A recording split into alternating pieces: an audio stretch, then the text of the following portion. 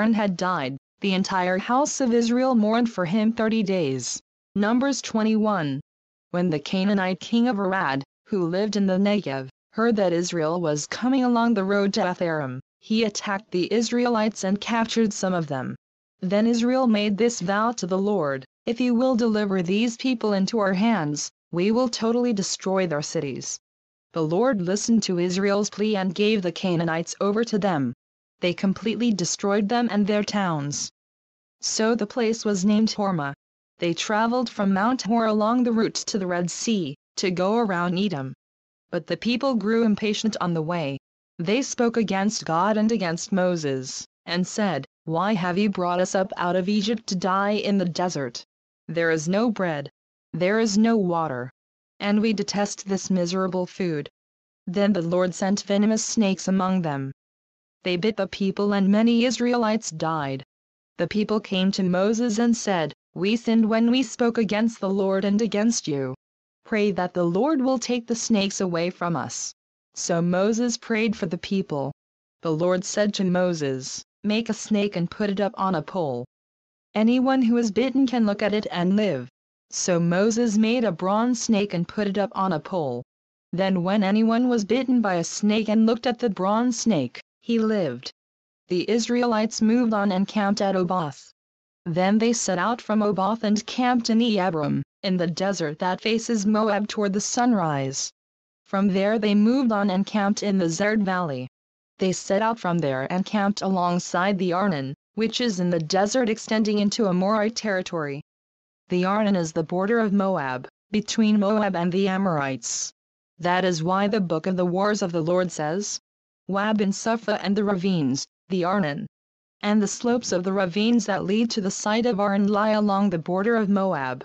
From there they continued on to Peor, the well where the Lord said to Moses, "Gather the people together and I will give them water." Then Israel sang this song, "Spring up, O well. Sing about it. About the well that the princes dug, that the nobles of the people sank, the nobles with scepters and staffs." Then they went from the desert to Mattanah, from Mattanah to Nahaliel, from Nahaliel to Bamoth, and from Bamoth to the valley in Moab where the top of Pisgah overlooks the wasteland. Israel sent messengers to say to Sihon king of the Amorites, "Let us pass through your country. We will not turn aside into any field or vineyard, or drink water from any well. We will travel along the king's highway until we have passed through your territory." But Sihon would not let Israel pass through his territory. He mustered his entire army and marched out into the desert against Israel. When he reached Jahaz, he fought with Israel. Israel, however, put him to the sword and took over his land from the Arnon to the Jabbok, but only as far as the Ammonites, because their border was fortified. Israel captured all the cities of the Amorites and occupied them, including Heshbon and all its surrounding settlements. Heshbon was the city of Sihon king of the Amorites, who had fought against the former king of Moab and had taken from him all his land as far as the Arnon. That is why the poets say, "Come to Heshbon and let it be rebuilt. Let Sihon's city be restored." Fire went out from Heshbon, a blaze from the city of Sihon. It consumed Ar of Moab, the citizens of Arnon's heights. Woe to you, O Moab! You are destroyed, O people of Chemosh! He has given up his sons as fugitives and his daughters as captives to Sihon king of the Amorites. But we have overthrown them. Heshbon is destroyed all the way to Dibon. We have demolished them as far as Nophah, which extends to Medeba. So Israel settled in the land of the Amorites. After Moses had sent spies to Jazer, the Israelites captured its surrounding settlements and drove out the Amorites who were there. Then they turned and went up along the road toward Bashan, and Og king of Bashan and his whole army marched out to meet them in battle at Edrei. The Lord said to Moses, "Do not be afraid of him, for I have handed him over to you, with his whole army and his land. Do to him what you did to Sihon king of the Amorites, who reigned in Heshbon." So they struck him down, together with his sons and his whole army, leaving them no survivors. And they took possession of his land. Numbers 22. Then the Israelites traveled to the plains of Moab and camped along the Jordan across from Jericho. Now Balak son of Zippor saw all that Israel had done to the Amorites. And Moab was terrified because there were so many people. Indeed, Moab was filled with dread because of the Israelites.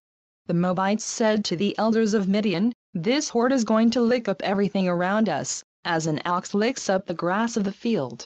So Balak son of Zippor, who was king of Moab at that time, sent messengers to summon Balaam son of Peor, who was at Peor, near the river, in his native land. Balak said, "A people has come out of Egypt.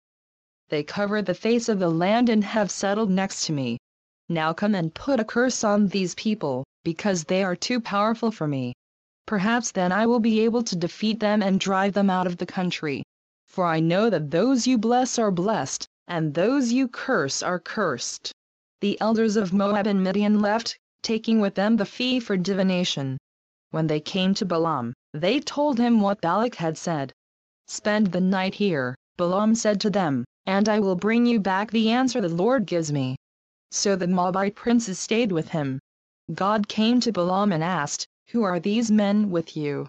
Balaam said to God, "Balak son of Zippor, king of Moab, sent me this message. A people that has come out of Egypt covers the face of the land. Now come and put a curse on them for me. Perhaps then I will be able to fight them and drive them away." But God said to Balaam, "Do not go with them. You must not put a curse on those people, because they are blessed." The next morning Balaam got up and said to Balak's princes, "Go back to your own country, for the Lord has refused to let me go with you." So the Moabite princes returned to Balak and said, "Balaam refused to come with us." Then Balak sent other princes, more numerous and more distinguished than the first. They came to Balaam and said, "This is what Balak son of Zippor says, do not let anything keep you from coming to me, because I will reward you handsomely and do whatever you say. Come and put a curse on these people for me." But Balaam answered them, "Even if Balak gave me his palace filled with silver and gold, I could not do anything great or small to go beyond the command of the Lord my God. Now stay here tonight as the others did, and I will find out what else the Lord will tell me." That night God came to Balaam and said, "Since these men have come to summon you, go with them, but do only what I tell you." Balaam got up in the morning, saddled his donkey and went with the princes of Moab. But God was very angry when he went, and the angel of the Lord stood in the road to oppose him. Balaam was riding on his donkey, and his 2 servants were with him. When the donkey saw the angel of the Lord standing in the road with a drawn sword in his hand, she turned off the road into a field. Balaam beat her to get her back on the road. Then the angel of the Lord stood in a narrow path between 2 vineyards, with walls on both sides. When the donkey saw the angel of the Lord, she pressed close to the wall, crushing Balaam's foot against it. So he beat her again. Then the angel of the Lord moved on ahead and stood in a narrow place where there was no room to turn either to the right or to the left. When the donkey saw the angel of the Lord, she lay down under Balaam, and he was angry and beat her with his staff. Then the Lord opened the donkey's mouth, and she said to Balaam, "What have I done to you to make you beat me these 3 times?" Balaam answered the donkey, "You have made a fool of me. If I had a sword in my hand, I would kill you right now." The donkey said to Balaam, "Am I not your own donkey, which you have always ridden, to this day? Have I been in the habit of doing this to you?" "No," he said. Then the Lord opened Balaam's eyes, and he saw the angel of the Lord standing in the road with his sword drawn. So he bowed low and fell face down. The angel of the Lord asked him, "Why have you beaten your donkey these 3 times?" "I have come here to oppose you because your path is a reckless one before me. The donkey saw me and turned away from me these 3 times. If she had not turned away, I would certainly have killed you by now, but I would have spared her." Balaam said to the angel of the Lord, "I have sinned. I did not realize you were standing in the road to oppose me. Now if you are displeased, I will go back." The angel of the Lord said to Balaam, "Go with the men, but speak only what I tell you." So Balaam went with the princes of Balak. When Balak heard that Balaam was coming, he went out to meet him at the Moabite town on the Arnon border, at the edge of his territory. Balak said to Balaam, "Did I not send you an urgent summons? Why didn't you come to me?" Am I really not able to reward you? Well, I have come to you now, Balaam replied. But can I say just anything? I must speak only what God puts in my mouth. Then Balaam went with Balak to Kiriath-Huzoth. Balak sacrificed cattle and sheep, and gave some to Balaam and the princes who were with him. The next morning Balak took Balaam up to Bamoth-baal, and from there he saw part of the people. Numbers 23. Balaam said, "Build me 7 altars here, and prepare 7 bulls and 7 rams for me." Balak did as Balaam said, and the 2 of them offered a bull and a ram on each altar. Then Balaam said to Balak, "Stay here beside your offering while I go aside. Perhaps the Lord will come to meet with me. Whatever he reveals to me I will tell you." Then he went off to a barren height. God met with him, and Balaam said, "I have prepared 7 altars, and on each altar I have offered a bull and a ram." The Lord put a message in Balaam's mouth and said, "Go back to Balak and give him this message." So he went back to him and found him standing beside his offering, with all the princes of Moab. Then Balaam uttered his oracle, "Balak brought me from Aram, the king of Moab from the eastern mountains. Come," he said, "curse Jacob for me. Come, denounce Israel." How can I curse those whom God has not cursed? How can I denounce those whom the Lord has not denounced? From the rocky peaks I see them, from the heights I view them. I see a people who live apart and do not consider themselves one of the nations. Who can count the dust of Jacob or number the 4th part of Israel? Let me die the death of the righteous, and may mine be like theirs. Balak said to Balaam, "What have you done to me? I brought you to curse my enemies, but you have done nothing but bless them." He answered, "Must I not speak what the Lord puts in my mouth?" Then Balak said to him, "Come with me to another place where you can see them. You will see only a part but not all of them. And from there, curse them for me." So he took him to the field of Zophim on the top of Pisgah, and there he built 7 altars and offered a bull and a ram on each altar. Balaam said to Balak, "Stay here beside your offering while I meet with him over there." The Lord met with Balaam and put a message in his mouth and said, "Go back to Balak and give him this message." So he went to him and found him standing beside his offering, with the princes of Moab. Balak asked him, "What did the Lord say?" Then he uttered his oracle, "Arise, Balak, and listen. Hear me, son of Zippor. God is not a man, that he should lie, nor a son of man, that he should change his mind. Does he speak and then not act? Does he promise and not fulfill? I have received a command to bless. He has blessed, and I cannot change it. No misfortune is seen in Jacob, no misery observed in Israel. The Lord their God is with them. The shout of the king is among them. God brought them out of Egypt. They have the strength of a wild ox. There is no sorcery against Jacob, no divination against Israel. It will now be said of Jacob and of Israel, see what God has done. The people rise like a lioness. They rouse themselves like a lion that does not rest till he devours his prey and drinks the blood of his victims. Then Balak said to Balaam, "Neither curse them at all nor bless them at all." Balaam answered, "Did I not tell you I must do whatever the Lord says?" Then Balak said to Balaam, "Come, let me take you to another place. Perhaps it will please God to let you curse them for me from there." And Balak took Balaam to the top of Peor, overlooking the wasteland. Balaam said, "Build me 7 altars here, and prepare 7 bulls and 7 rams for me." Balak did as Balaam had said, and offered a bull and a ram on each altar. Numbers 24. Now when Balaam saw that it pleased the Lord to bless Israel, he did not resort to sorcery as at other times, but turned his face toward the desert. When Balaam looked out and saw Israel encamped tribe by tribe, the Spirit of God came upon him. And he uttered his oracle, the oracle of Balaam son of Beor, the oracle of one whose eye sees clearly, the oracle of one who hears the words of God, who sees a vision from the Almighty, who falls prostrate, and whose eyes are opened. How beautiful are your tents, O Jacob, your dwelling places, O Israel! Like valleys they spread out, like gardens beside a river, like aloes planted by the Lord, like cedars beside the waters. Water will flow from their buckets. Their seed will have abundant water. Their king will be greater than Agag. Their kingdom will be exalted.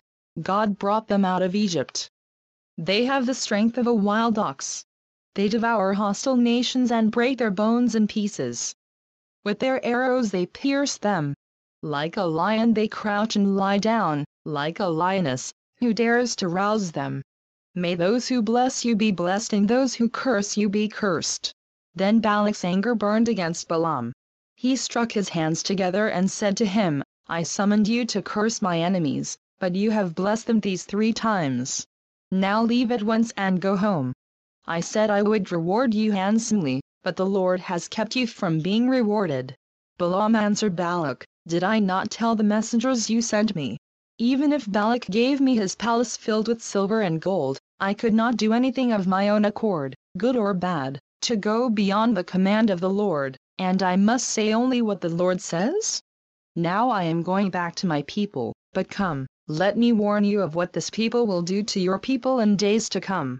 Then he uttered his oracle, the oracle of Balaam son of Peor, the oracle of one whose eye sees clearly, the oracle of one who hears the words of God, who has knowledge from the Most High, who sees a vision from the Almighty, who falls prostrate, and whose eyes are opened. I see him, but not now. I behold him, but not near. A star will come out of Jacob. A scepter will rise out of Israel. He will crush the foreheads of Moab, the skulls of all the sons of Sheth. Edom will be conquered. Seir, his enemy, will be conquered, but Israel will grow strong. A ruler will come out of Jacob and destroy the survivors of the city. Then Balaam saw Amalek and uttered his oracle. Amalek was first among the nations, but he will come to ruin at last. Then he saw the Kenites and uttered his oracle. Your dwelling place is secure, your nest is set in a rock. Yet you Kenites will be destroyed when Ashur takes you captive. Then he uttered his oracle. Ah, who can live when God does this? Ships will come from the shores of Kittim. They will subdue Ashur and Eber, but they too will come to ruin. Then Balaam got up and returned home and Balak went his own way. Numbers 25.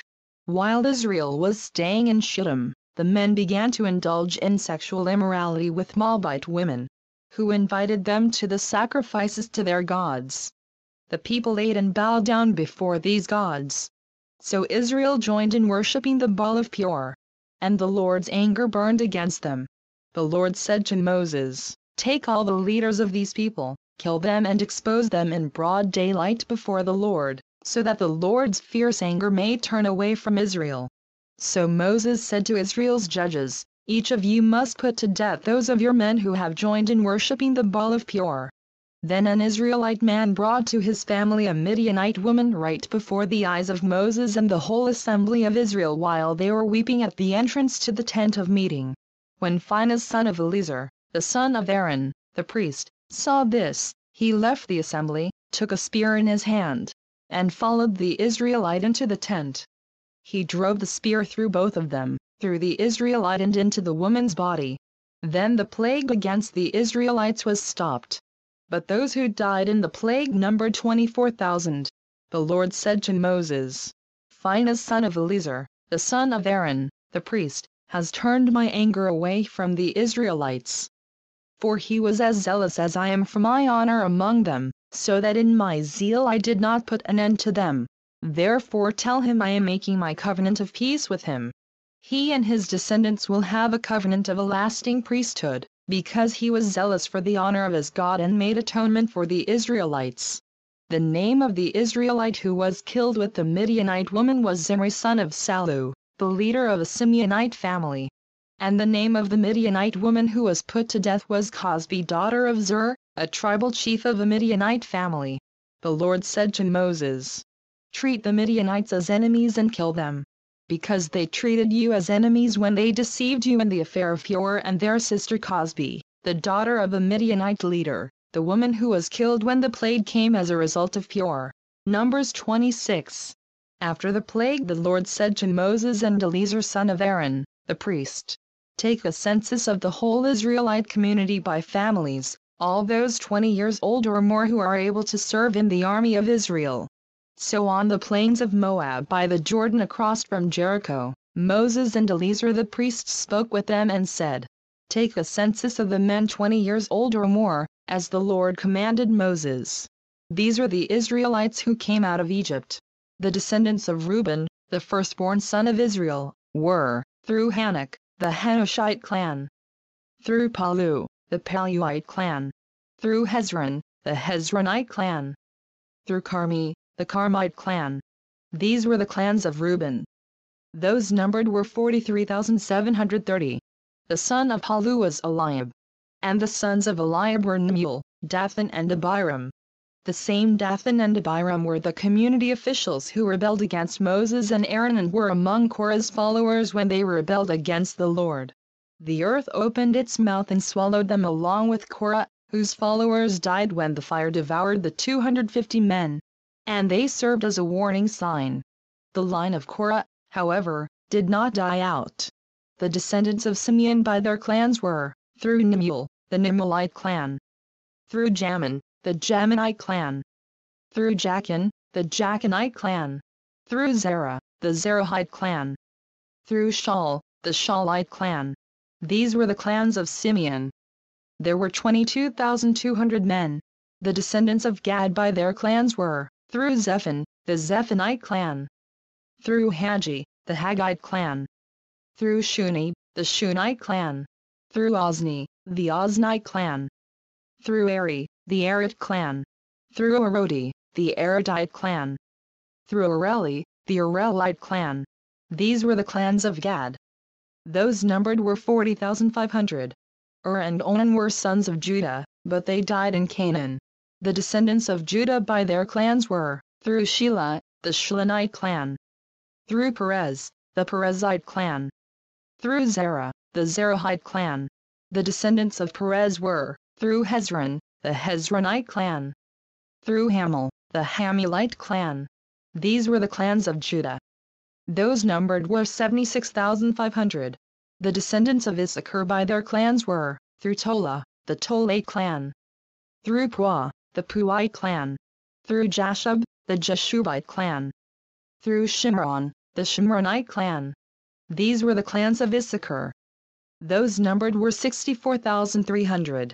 The descendants of Zebulun by their clans were, through Serd, the Seredite clan; through Elon, the Elonite clan; through Jaleel, the Jaleelite clan. These were the clans of Zebulun. Those numbered were 60,500.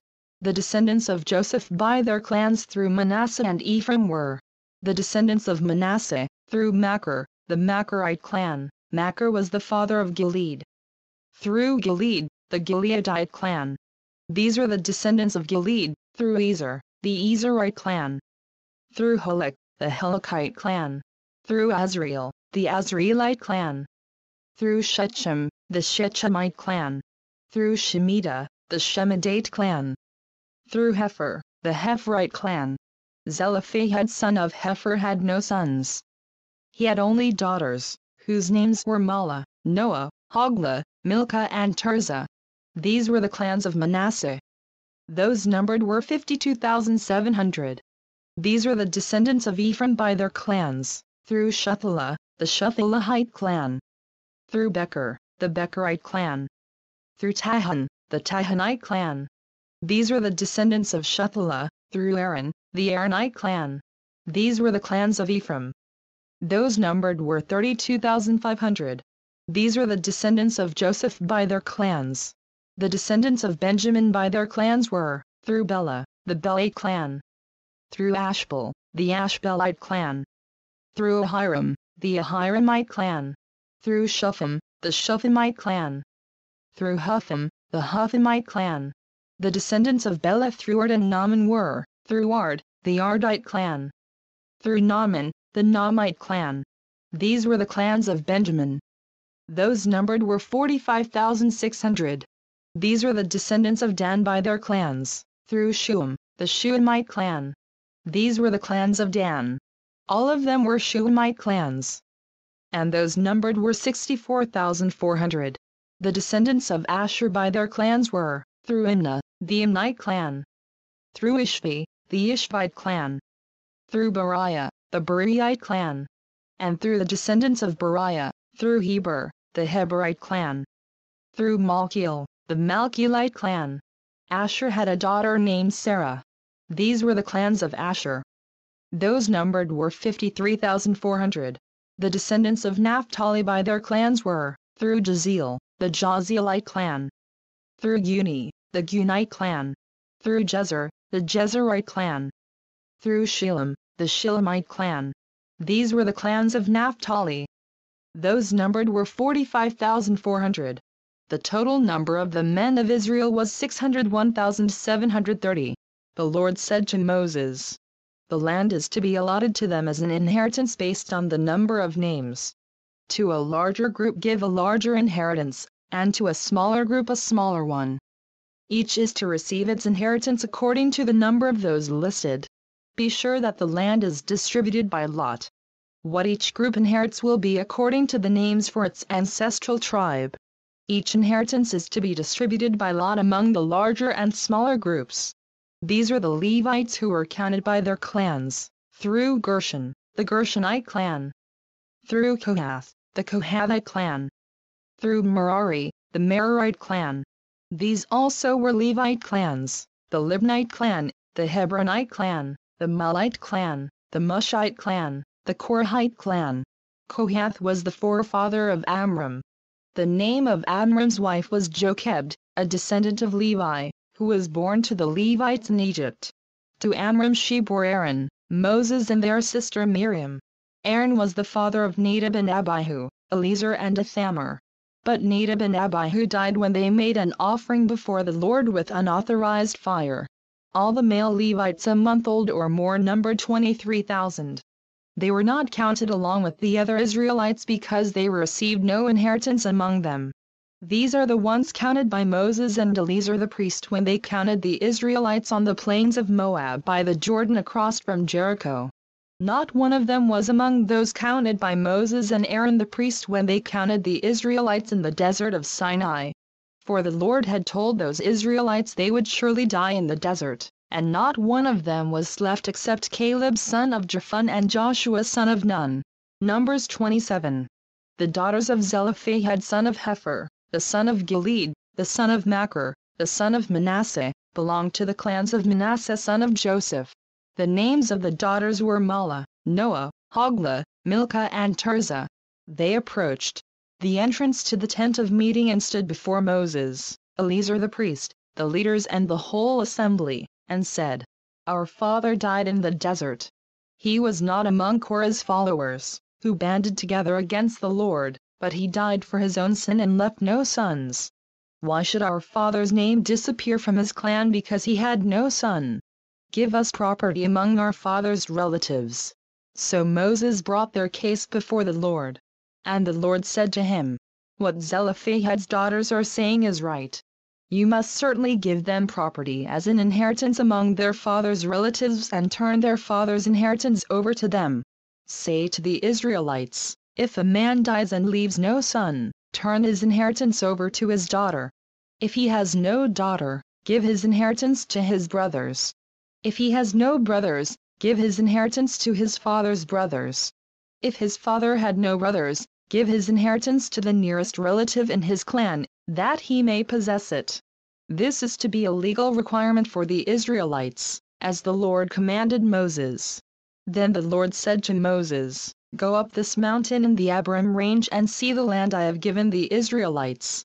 After you have seen it, you too will be gathered to your people, as your brother Aaron was. For when the community rebelled at the waters in the desert of Zin, both of you disobeyed my command to honor me as holy before their eyes. These are the waters of Meribah Kadesh, in the desert of Zin." Moses said to the Lord, "May the Lord, the God of the spirits of all mankind, appoint a man over this community, to go out and come in before them, one who will lead them out and bring them in, so the Lord's people will not be like sheep without a shepherd." So the Lord said to Moses, "Take Joshua son of Nun, a man in whom is the Spirit, and lay your hand on him. Have him stand before Eleazar the priest and the entire assembly and commission him in their presence. Give him some of your authority so the whole Israelite community will obey him. He is to stand before Eleazar the priest, who will obtain decisions for him by inquiring of the Urim before the Lord. At his command he and the entire community of the Israelites will go out, and at his command they will come in. Moses did as the Lord commanded him. He took Joshua and had him stand before Eleazar the priest and the whole assembly. Then he laid his hands on him and commissioned him, as the Lord instructed through Moses. Numbers 28.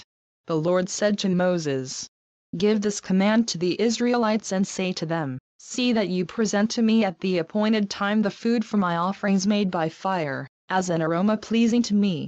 Say to them, This is the offering made by fire that you are to present to the Lord, 2 lambs a year old without defect, as a regular burnt offering each day.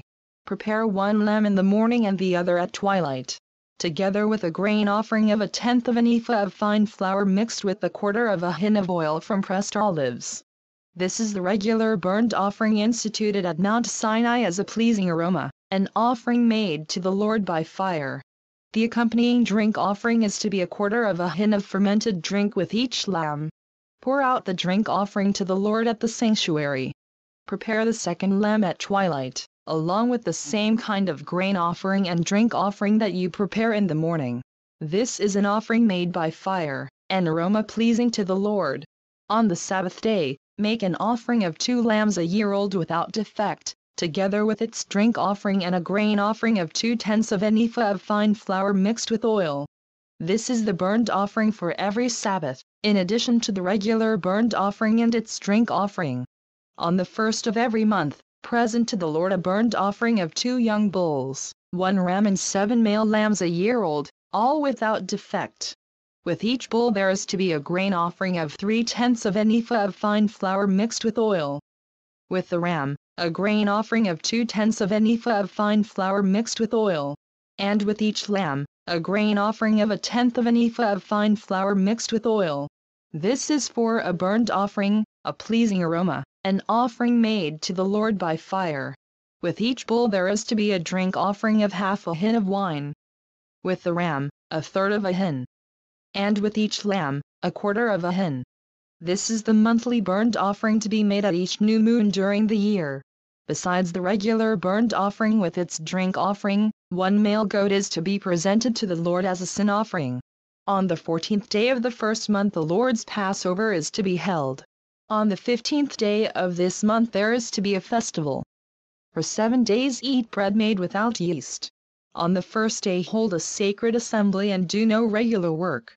Present to the Lord an offering made by fire, a burnt offering of 2 young bulls, 1 ram and 7 male lambs a year old, all without defect. With each bull prepare a grain offering of 3/10 of an ephah of fine flour mixed with oil. With the ram, 2/10. And with each of the 7 lambs, 1/10. Include 1 male goat as a sin offering to make atonement for you. Prepare these in addition to the regular morning burnt offering.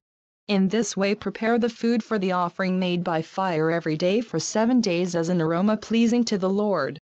It is to be prepared in addition to the regular burnt offering and its drink offering. On the 7th day hold a sacred assembly and do no regular work.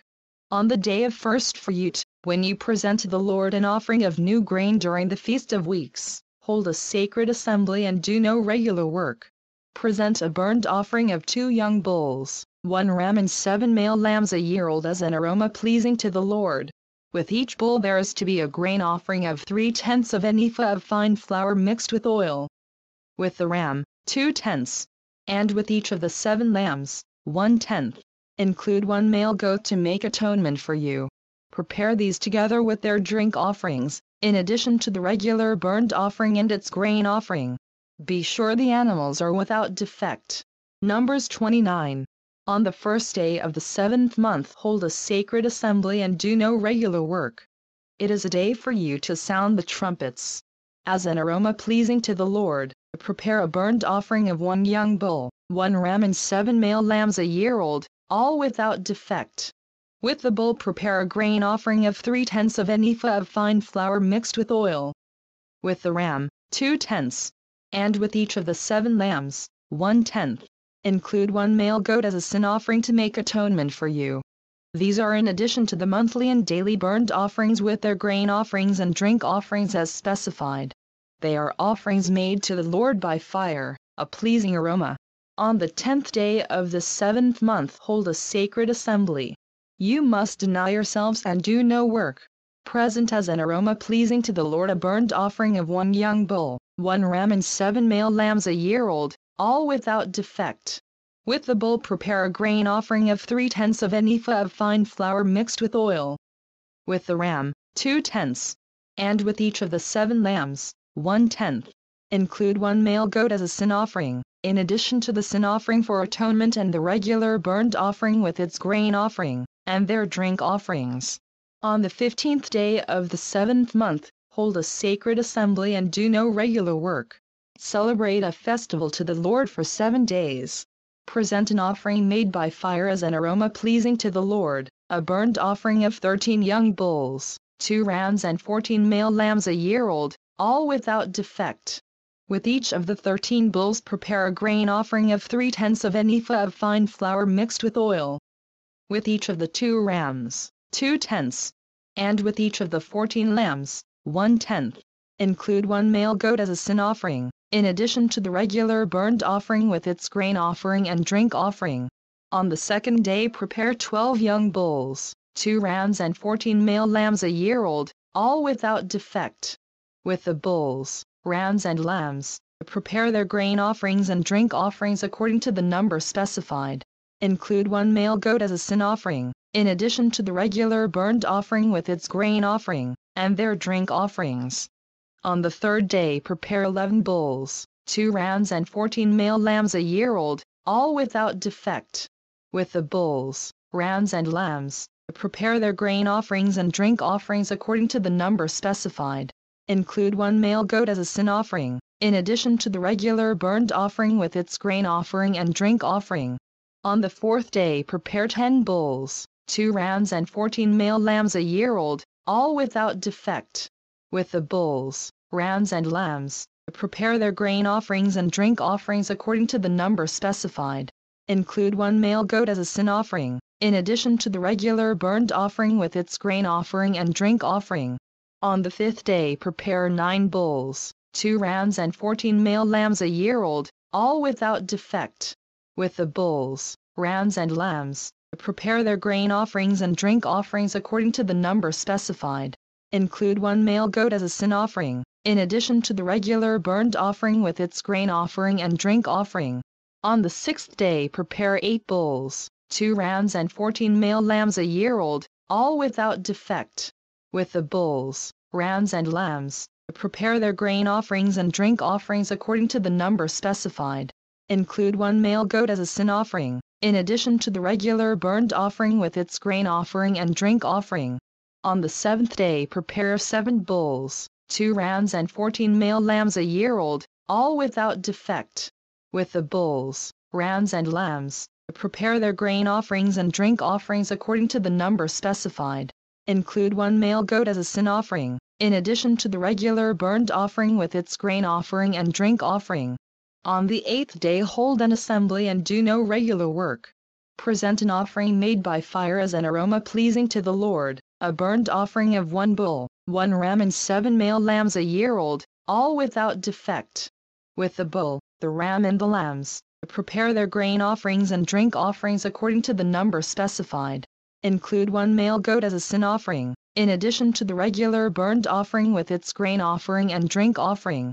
In addition to what you vow and your freewill offerings, prepare these for the Lord at your appointed feasts, your burnt offerings, grain offerings, drink offerings and fellowship offerings. Moses told the Israelites all that the Lord commanded him.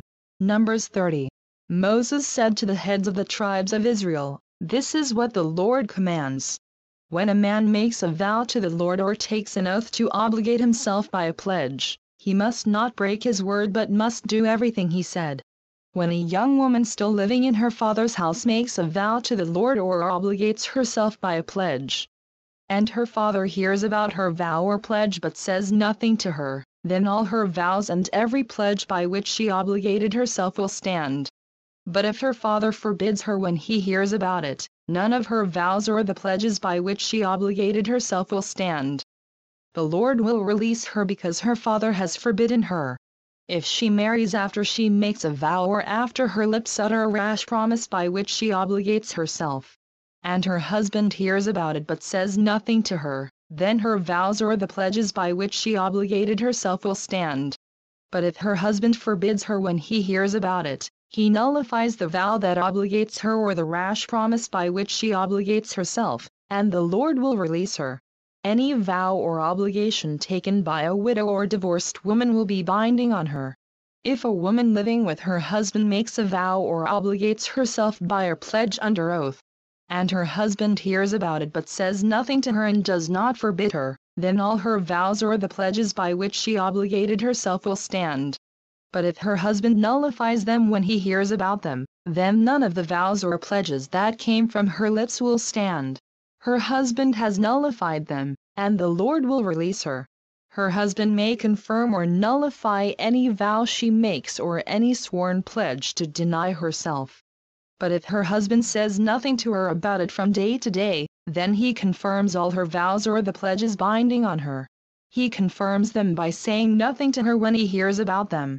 If, however, he nullifies them some time after he hears about them, then he is responsible for her guilt. These are the regulations the Lord gave Moses concerning relationships between a man and his wife, and between a father and his young daughter still living in his house. Numbers 31. The Lord said to Moses, "Take vengeance on the